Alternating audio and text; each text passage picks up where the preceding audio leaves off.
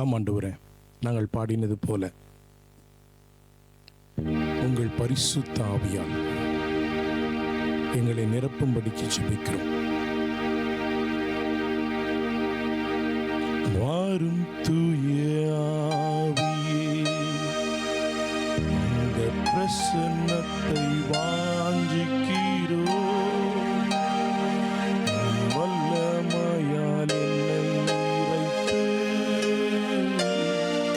நீராளுகை செய்யும். வாரும் தூய ஆவியே, பிரசன்னத்தை வாஞ்சிக்கிறோம். வல்லமையால் என்னை நிறைத்து நீராடுகை செய்யும். ஜீவ தண்ணீர் நீரே, தாகம் தீர்க்கும் ஊற்றே, ஆலோசனை கர்த்தரே, உம் ஆவியை ஊற்றும். வாரும் தூய ஆவியே, இந்த பிரசனத்தை நாங்கள் கேட்கிறோம். எங்களை நிரப்பும், உமது ஆவியாலே எங்களை நிரப்பும் ஆண்டவரே. ஆவியானவர் தாமே எங்களோடு கூட பேசும்படிக்கு, இந்த வார்த்தையை கொண்டு எங்களோடு கூட பேசும்படிக்கு எங்களை உமது கரத்தில் ஒப்புக் கொடுக்கிறோம். அடியானை மறைத்து நீர் பேசும் ஆண்டவரே. இயேசு என்ற வல்ல நாமத்தில் ஜெபிக்கிறோம், ஜெபிக்கிற நல்ல வல்ல பிதாவே, ஆமென். வாசிக்கலாம். ஏசாயா தீர்க்கதரிசியின் புஸ்தகம் 58வது அதிகாரம் முதல் 7 வசனங்களை வாசிப்போம்.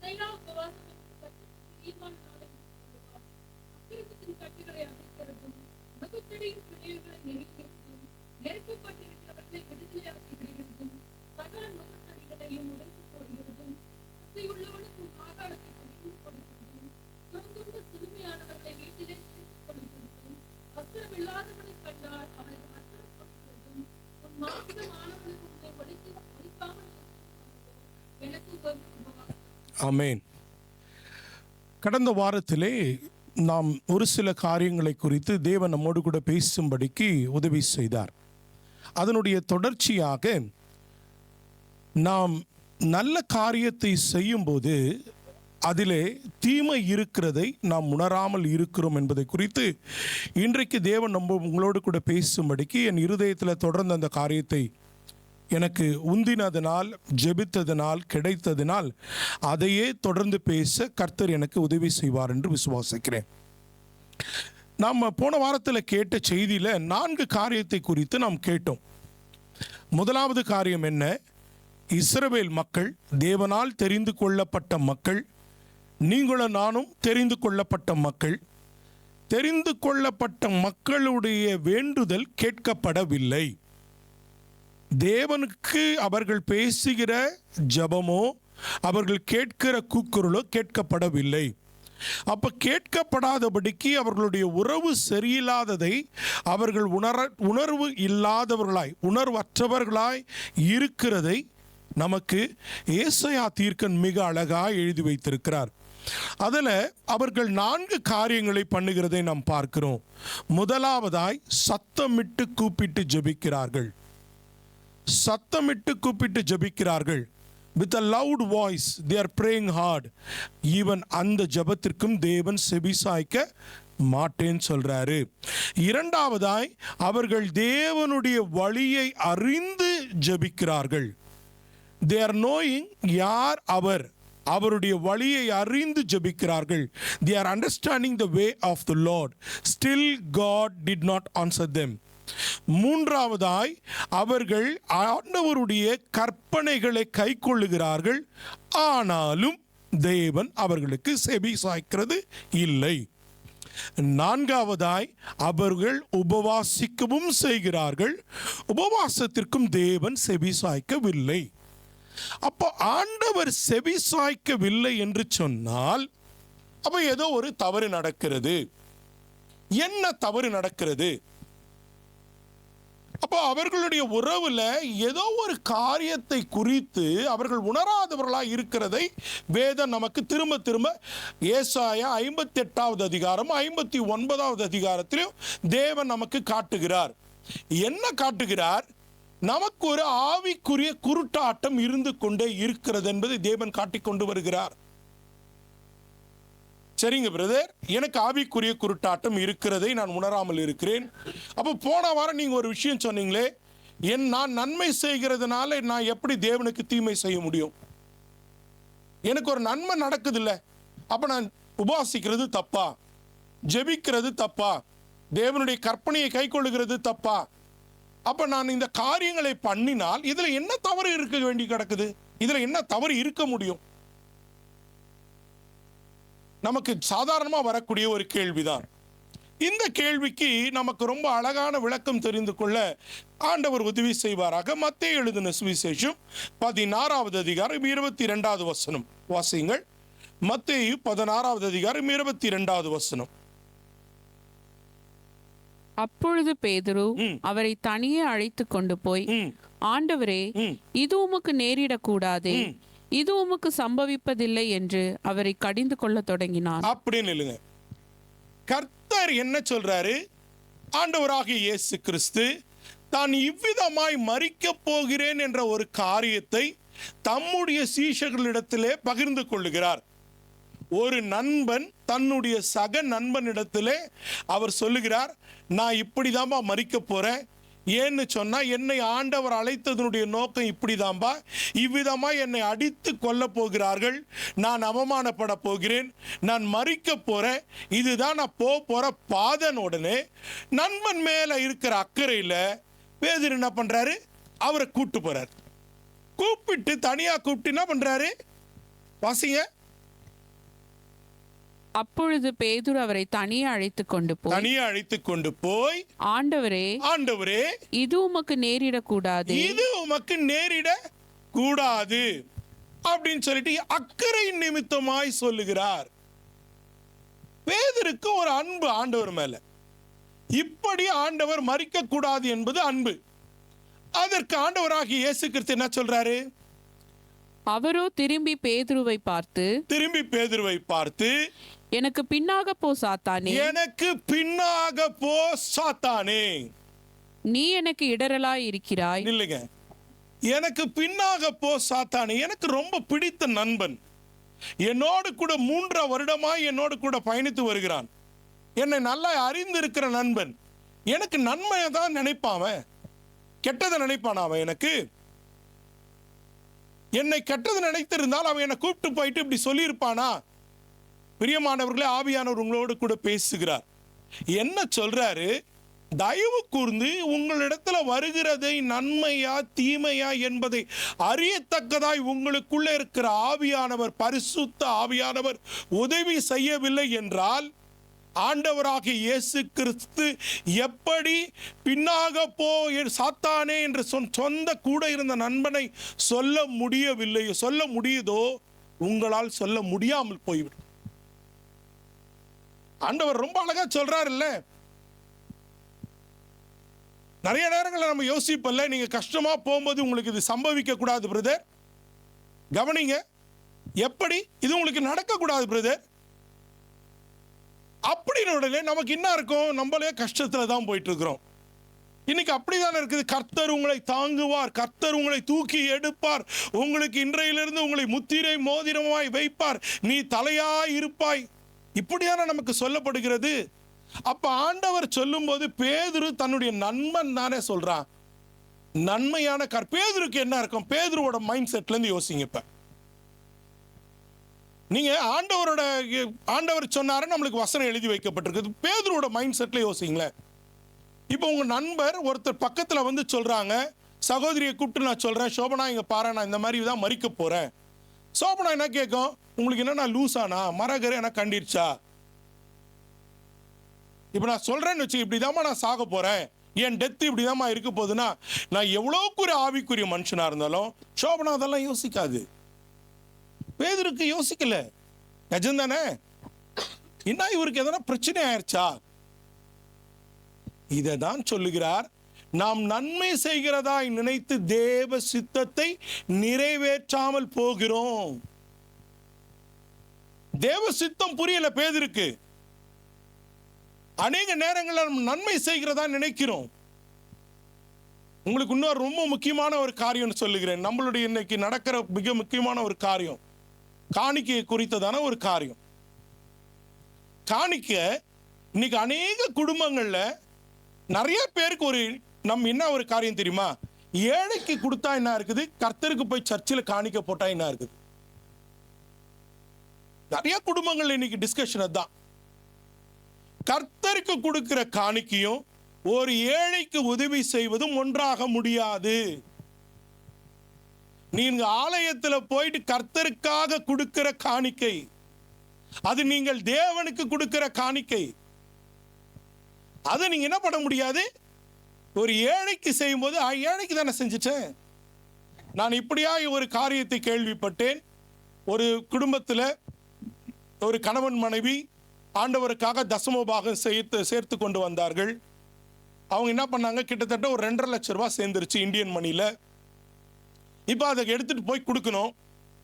மனைவிக்கு ஒரு யோசனை வருது, ஆண்டவரோட மணி தானே, நம்ம ஏன் நம்ம வீட்டில் ஒரு பிரேயர் ரூம் கட்டக்கூடாது, தப்பு இல்லை தானே, பணம் ஆண்டவர் கொடுத்தது தான், கட்டுறதும் ஆண்டவருக்காக தான். என்ன ஒரு தேவ நோக்கம்.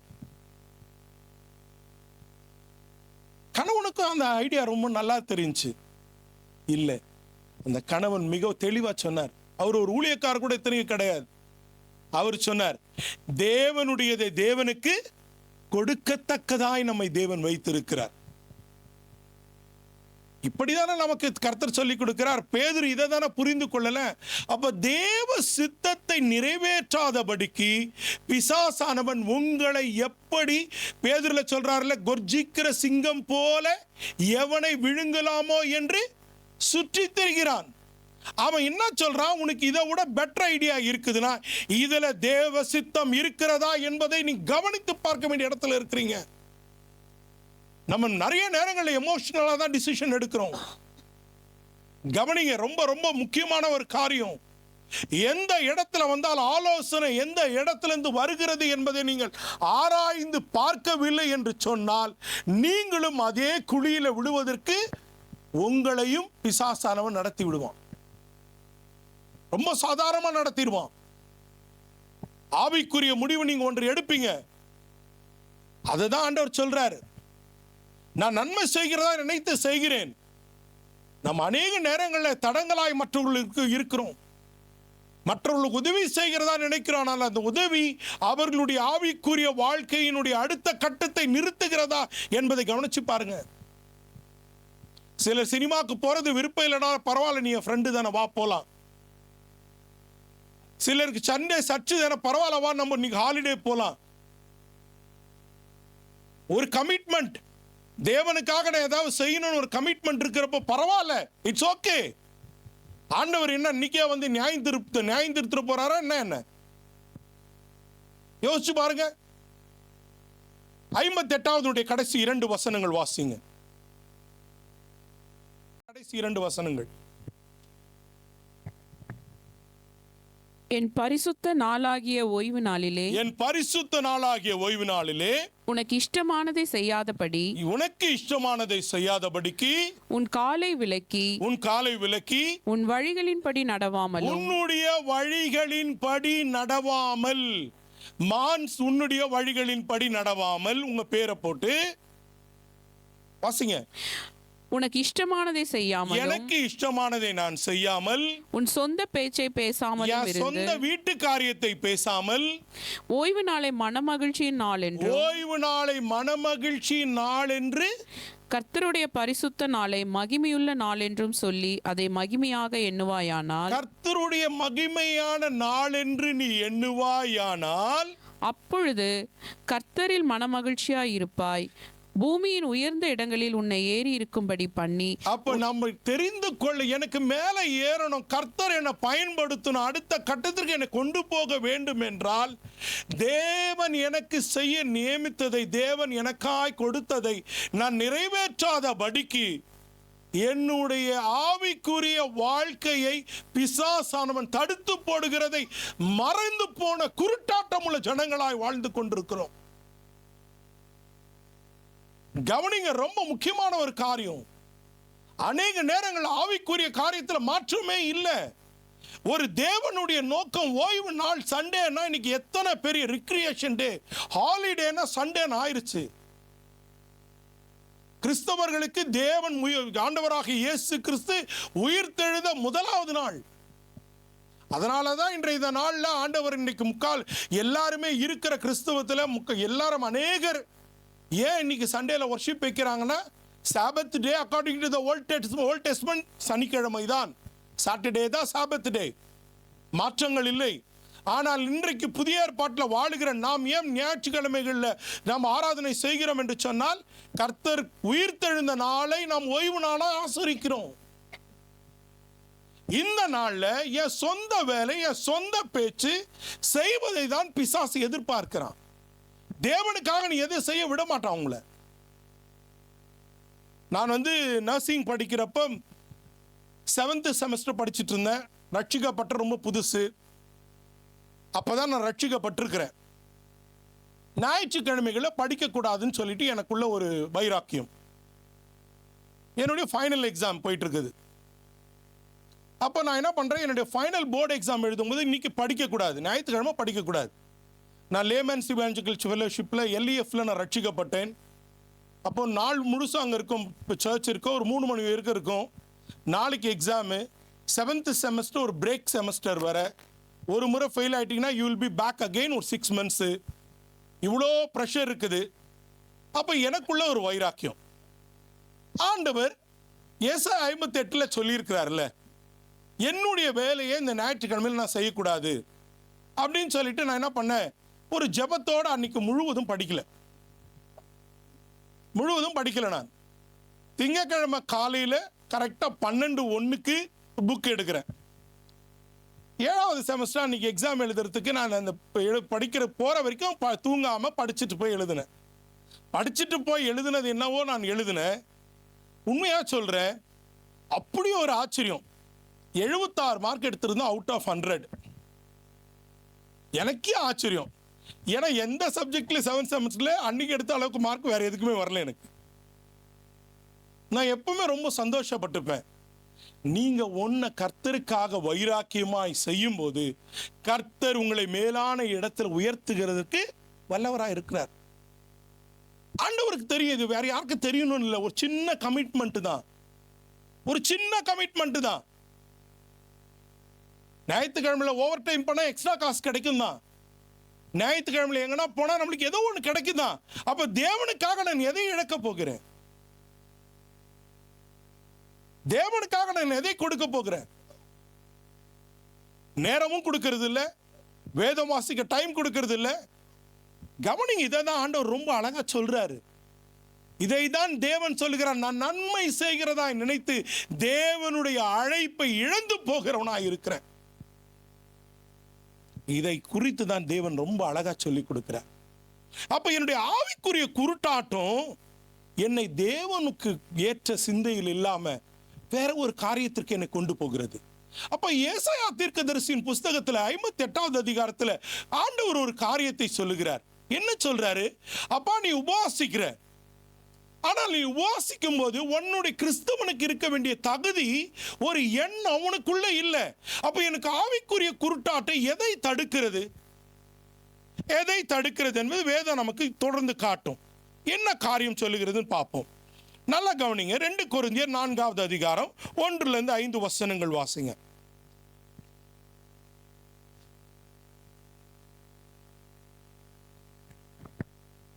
இப்படிப்பட்ட ஊழியத்தை உடையவர்களாகிய நாங்கள் இரக்கம் பெற்றிருப்பதால் சோர்ந்து போகிறதில்லை.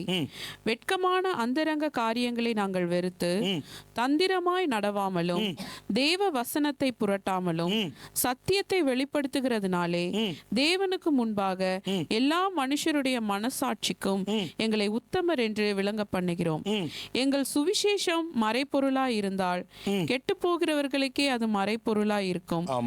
தேவனுடைய சாயலாய் இருக்கிற கிறிஸ்துவின் மகிமையான சுவிசேஷத்தின் ஒளி அவிசுவாசிகள் ஆகிய அவர்களுக்கு பிரகாசமாய் இராதபடிக்கு இப்பிரபஞ்சம். நீங்க 1 கொரிந்தியர் 4வது அதிகாரம் தான் வாசிக்கிறீங்க? 2 கொரிந்தியர் 4வது அதிகாரம் 1-5 வாசிங்க. 2 கொரிந்தியர் 4வது அதிகாரம். Therefore, since through the God's mercy, கர்த்தருடைய கிருபையினால்,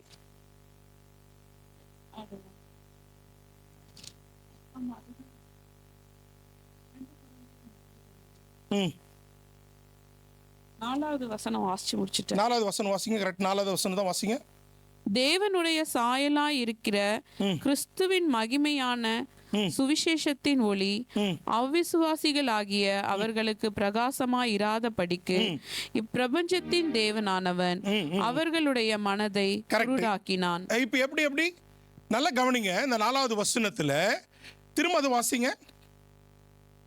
தேவனுடைய சாயலாய் இருக்கிற கிறிஸ்துவின் மகிமையான சுவிசேஷத்தின் ஒளி, ஆண்டவருடைய சுவிசேஷத்தின் ஒளி தெரியாதபடிக்கு இந்த உலகத்தின் அதிபதி என்ன பண்றானா?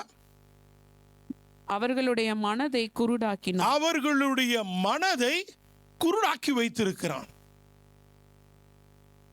தேவனுடைய சத்தியத்தை தெரிந்து கொள்ளாதபடிக்கு குருடாக்கி வைத்திருக்கிறான். ஓசையா தீர்க்கதரிசியின் புஸ்தகம் 4வது அதிகாரம் 1-5 வசனங்கள் வாசிங்க. இதே காரியத்தை அந்த காலங்களிலே இஸ்ரவேல் மக்களுக்கு நடந்த ஒரு காரியம், இதே குருட்டாட்டம். தேவன் அவர்களை அழைத்ததை அவர்கள் உணராதபடிக்கு பிசாசானவன் அவர்களுடைய கண்களையும் அவன் எப்படி அடைத்து வைத்திருந்தான். அதன் நிமித்தமாய் தேவன் அவர்களுடைய குடும்பத்தை நான் விசாரிக்காதபடிக்கு நான் எப்படி பண்ணுவேன் என்பதை சொல்லுகிறார். ஓசியா தீர்க்கதரிசியின் புஸ்தகம் 4வது அதிகாரம் 1-5 வசனங்கள்.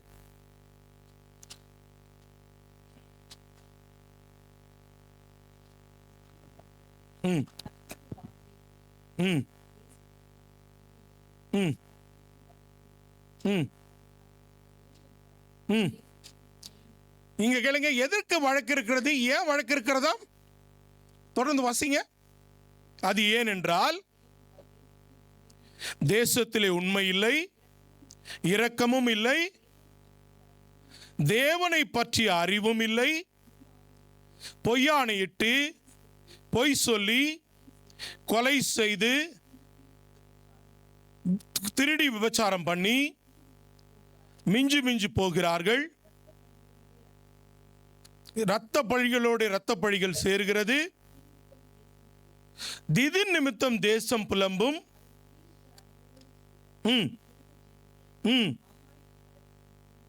எல்லாமே தோய்ந்து போகும், எல்லாமே மாறிக்கொள்ளப்படும்.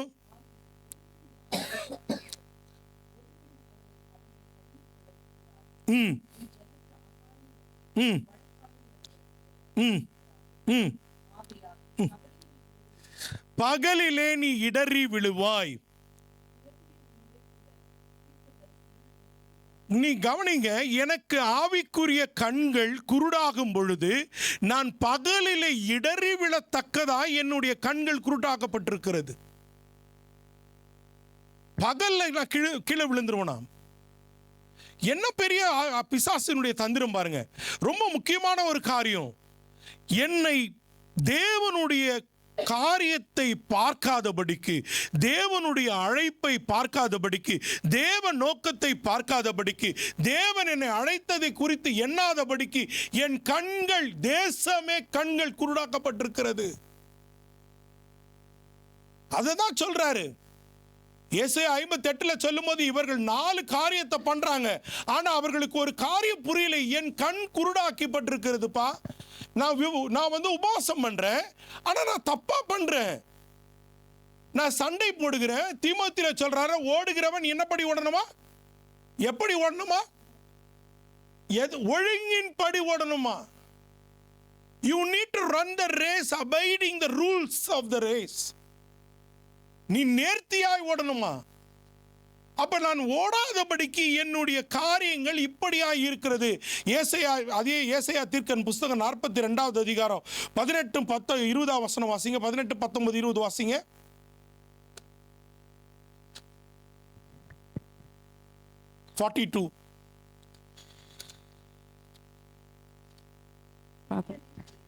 செவிடரே கேளுங்கள். நல்லா பாருங்க, ரொம்ப அழகா சொல்றாரு. குருடரே நீங்கள் காணும்படிக்கு நோக்கி பாருங்கள். என் தாசனை அல்லாமல் யாருக்கு, நல்லா கவனிங்களேன், என் தாசனை அல்லாமல். நம்மளை குறித்து இஸ்ரவேல் மக்கள் நம்ம சொல்லும் போது பழைய ஏற்பாட்டின் காலத்தின் மக்கள் மட்டும் நம்ம யோசிச்சு கூடாது. இன்றைக்கு தேவன் உங்களையும் தெரிந்து கொண்டதனால் நீங்களும் நானும் இன்றைய கால இஸ்ரவேலர் மக்கள் தான். You are a chosen person. அப்ப என் தாசனை அல்லாமல், வாசிங்க, என் தாசனை அல்லாமல் குருடன் யார்? நான் அனுப்பிய தூதனை அல்லாமல் செவிடன் யார்? அவனை அல்லாமல் குருடன் யார்? கர்த்தருடைய ஊழியக்காரனை அல்லாமல். நல்லா கவனிங்க. அப்ப எனக்கு ஒரு ஆவிக்குரிய குருட்டாட்டம் வரத்தக்கதாய் இந்த உலகத்திலே நான் இப்படியாய் சிக்கி கிடக்கிறேன். ஆண்டவர் இதே ஏசாயா தீர்க்கதரிசியின் புஸ்தகத்தில் 59வது அதிகாரத்தில் திரும்ப இதே மாதிரி சொல்றாரு. பகலில் நடக்கிற ஒருத்தர் குருட்டமா நடக்கிறான்றத சொல்றாரு. வாசிங்க 59, 9, 10 வாசிங்களேன்.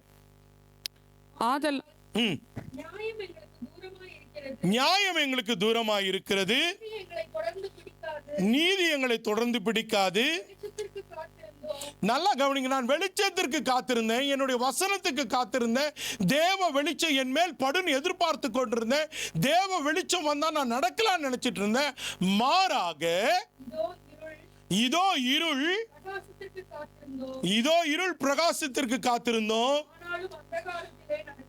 ஆனாலும் நான் அந்தகாரத்திலே நடக்கிறவனாயிருக்கிறேன். நான் குருடரை போல சுவரை பிடித்து. ஆம் பிரியமானவர்களே, தயவு கூர்ந்து உங்கள் வாழ்க்கை எப்படி இருக்கிறது? நீங்க இன்றைக்கும் தேவனை பார்த்து இந்த வசனத்தை சொல்கிறது போல சுவரை பிடிச்சு நடக்கிற குருட்டுத்தனமான ஆவிக்குரிய வாழ்க்கை இருக்கிறதா? உங்க ஆவிக்குரிய வாழ்க்கை குருட்டுத்தனமான ஆவிக்குரிய வாழ்க்கையா இருக்கிறதா? ஏதோ ஒன்று கர்த்தருக்கு கொடுத்தா கர்த்தர் செய்வார் என்று சொன்னால், I am very sorry, you are foolishing yourself. உங்களை நீங்களே ஏமாற்றி கொண்டிருக்கிறீர்கள். பிசாசு அதான் சொல்லிட்டு இருக்கிறான். ஆவிக்குரிய வாழ்க்கை என்பது எனக்கு ஆவிக்குரிய குருட்டாட்டம். நான் சுவரை பிடித்து நடக்கிறவனா இருக்கிறேனா? எனக்கு வசனம் கைகள் இருக்கிறது. என்னுடைய வார்த்தை என்னது சொல்லுது சங்கீதத்தில்? உன்னுடைய வார்த்தை என் பாதைக்கு வெளிச்சமாக இருக்கிறது. அப்ப எனக்கு வெளிச்சத்தை தானே என் வார்த்தை காட்டணும். அப்ப நான் எப்படி வார்த்தையை தியானிக்கிறேன்? அப்ப பிசாசு என்னை விழுத்தும்படிக்கு, என்னை கீழே தள்ளும்படிக்கு எத்தனை தந்திரமாய் வந்து கொண்டிருக்கிறான். அப்ப என்னுடைய ஆவிக்குரிய வாழ்க்கையை அவன் எடுத்துக்கொள்வது தானே நோக்கம். அப்ப ஏசாயா 58வது அதிகாரம் என்னத்தை தான் ஆண்டவர் சொல்ல வர்றார்? என்னத்தை சொல்ல வர்றார்? இதே சிச்சுவேஷனை புதிய ஏற்பாட்டில் அப்படியே எழுதி வைத்திருக்கிறார். 58:7 வாசிங்க. 58:7 என்ன வாசிங்க? பசியுள்ளவனுக்கு உன் ஆகாரத்தை நல்லா கவனிங்க. என்ன சொல்றாரு? பசியுள்ளவனுக்கு உங்கள் ஆகாரத்தை கொடுங்கள். துரத்துண்டு சிறுமையானவர்களை வீட்டிலே சேர்த்துக் கொள்ளுகிறதும். துரத்துண்டு சிறுமை, அதாவது வீடு இல்லாதவனுக்கு நீங்க என்ன பண்ணுங்க? வீடு கொடுங்க. வஸ்திரம் இல்லாதவனை கண்டால் வஸ்திரம் இல்லாதவனை பார்த்தா நீங்க வஸ்திரம் கொடுங்கள். உன் மாம்சமானவனுக்கு உன்னை ஒலிக்காமல் இருக்கிறது. அப்பா, உங்ககிட்ட கஷ்டம்னு வரவங்களை பார்த்து தெரிச்சு ஓடாத. இருக்கிறது அல்லவோ எனக்கு உகந்த உபவாசம். உயர்ந்து கரெக்டான உபவாசம். நான் உபவாசிக்கும் போது நான் எதை செய்கிறவனாய் இருக்கிறேன்? மத்தேயு எழுதின சுவிசேஷத்தில் நமக்கு இப்படிதானே வாசிக்கிறோம். மத்தேயு 25வது அதிகாரத்தில் 40வது வசனம் வாசிங்க. மத்தேயு 25:40.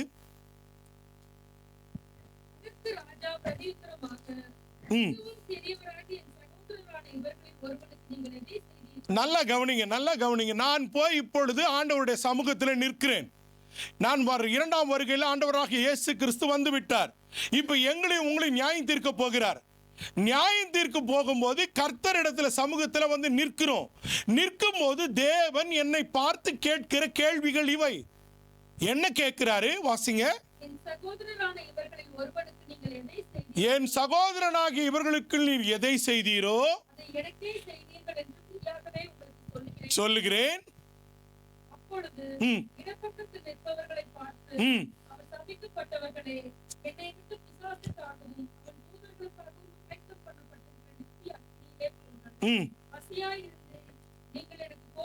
கவனிங்க கவனிங்க, என்ன ஆண்டவர் சொல்றார் பாருங்க. ஏசாயா 58 எனக்கு சொன்னது போல 58:7 என்ன சொன்னாரு?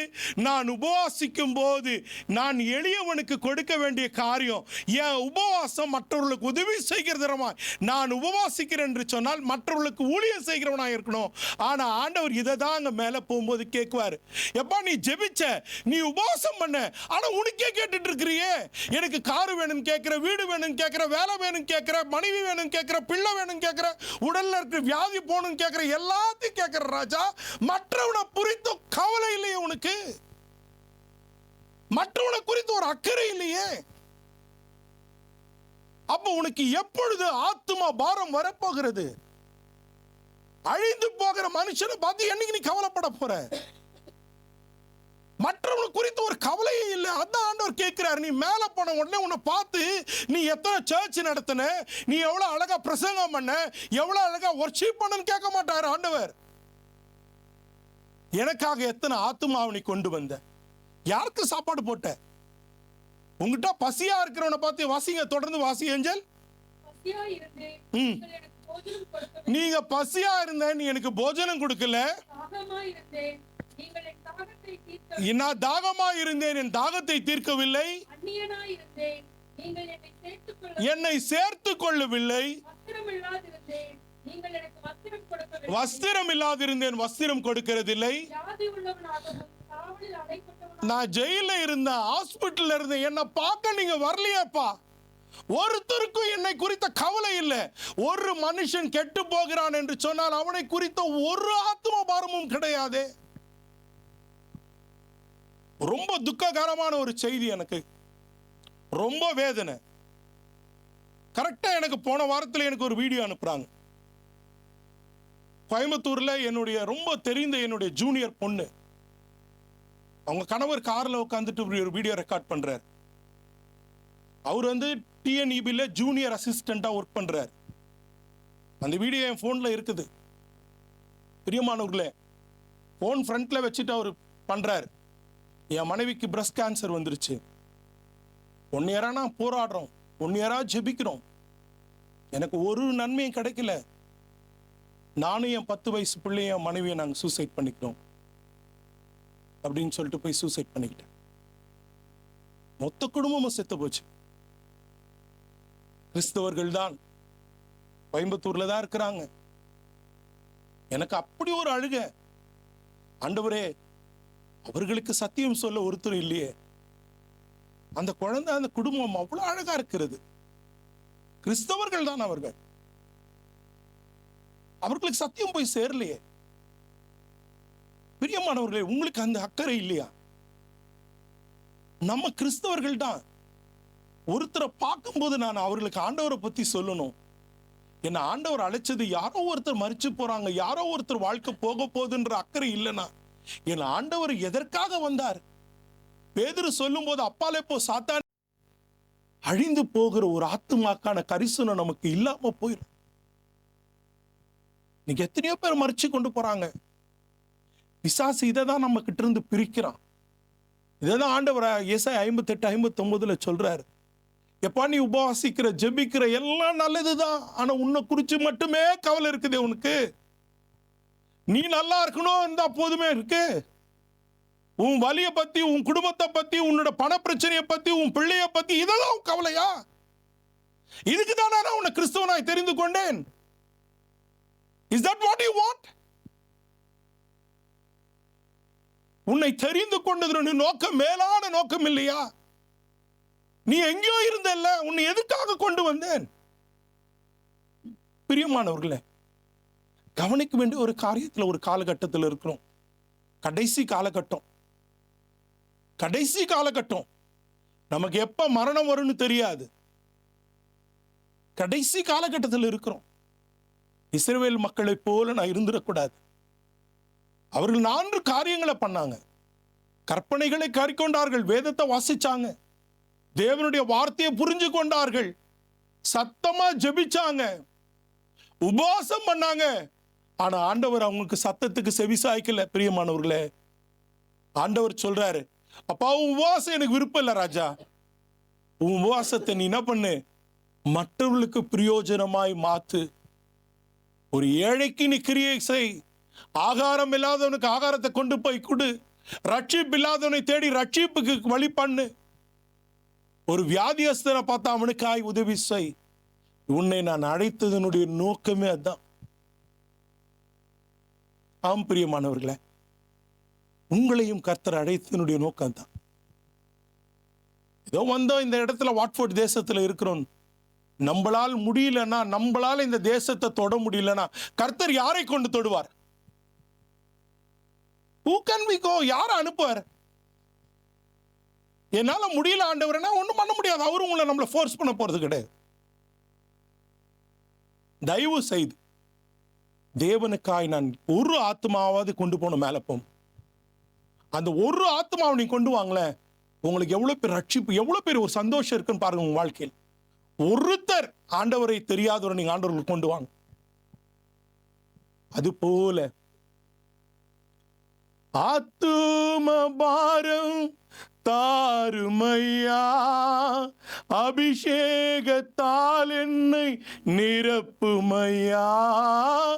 ஆத்தும பாரம் தாருமையா, அபிஷேகத்தால் என்னை நிரப்புமையா. வாழ்நாளும் உம்மோடுதா. எல்லாரும் எந்திரிச்சு நிப்போமா. மரித்தாலும் உம்மோடுதான். திருப்ப இந்த வார்த்தையை பாடுவோம். ஆத்தும பாரம் தாருமையா, அபிஷேகத்தால் என்னை நிரப்புமையா. ஆத்தும பாரம் தாருமையா, அபிஷேகத்தால் என்னை நிரப்புமையா. வாழ்ந்தாலும் உம்மோடுதான், மரித்தாலும் உம்மோடுதான். உமக்காகத்தானே உயிர் வாழ்கிறேன், உம்மை தானே நேசிக்கிறேன். உமக்காகத்தானே உயிர் வாழ்கிறேன், உம்மை தானே நேசிக்கிறேன். வாழ்நாளும் உம்மோடுதான். ஆமாண்டவரே, மரித்தாலும் உம்மோடுதான். கிருபை இல்ல ஆண்டவரே. அப்பா, எங்களை உங்க கரத்தை ஒப்பு கொடுக்கிறோம் ஆண்டவரே. நான் எங்களுக்கு ஒரு ஆத்தும பாரத்தை எங்க இருதயத்தில் வைங்க ஆண்டவரே. திரும்ப திரும்ப நான் எங்களை குறித்தே கவலைப்படாதபடிக்கு அழிந்து போகிற ஆத்துமாவை குறித்ததான ஒரு தாக்கம் எங்க இருதயத்தில் இருக்கட்டும் ஆண்டவரே. உமக்கா ஏதாவது செய்ய எங்களை நாங்கள் ஒப்பு கொடுக்கிறோம். எங்களை பரிசுத்தப்படுத்துங்க ஆண்டவரே. ஆரோனை போல ஆண்டவரே, மோசேவை போல நான் திக்குவாய் உள்ளவன் என்று சொல்லாதபடிக்கு, எரேமியாவை போல சொல்லாதபடிக்கு, என்னால் என் இயேசு கொண்டு செய்வார் என்று நம்பிக்கையோடு போகத்தக்கதா எனக்குள்ள ஒரு எழுப்புதல் தீயை வைக்கும்படிக்கு ஜெபிக்கிறோம் ஆண்டவரே. ஆமா ஆண்டவரே, இந்த இங்கிலாந்து தேசத்தை நாங்கள் ஆண்டவரே ஒரு கெட்டு போகாதபடிக்கு எங்களால் இயன்ற மட்டும் உங்க சுவிசேஷத்தை சொல்ல எங்களை எடுத்து பயன்படுத்துங்கப்பா. ஆமாண்டவரே, எதை குறித்து நாங்கள் சோர்ந்து போக கூடாது ஆண்டவரே. எங்களுக்கான இந்த கிருபையை கொடுங்கப்பா ப்ளீஸ் லார்ட். எங்களுக்கு அந்த தைரியத்தை கொடுங்க, எங்களுக்கு அந்த ஆத்தும பாரத்தை கொடுங்க. எங்களை நடத்துங்க ராஜா. எங்களை முழுவதுமாய் கரத்துக்குள்ளே இயேசு என்ற விலையேற பெற்ற நாமத்துல எங்களை தாழ்த்தி ஒப்பு கொடுத்து ஜெபிக்கிறோம் ஜீவிக்கிற நல்ல வல்ல பிதாவே. எல்லாரும் சேர்ந்து சொல்லுவோம், என் ஆத்மாவே கர்த்தரை ஸ்தோத்திரி, என் முழுவதுமே பரிசுத்த நாமத்தை ஸ்தோத்திரி. என் ஆத்மாவே கர்த்தரையே ஸ்தோத்திரி, கர்த்தர் செய்த சகல மரணம் மறவாதே. ஆமென்.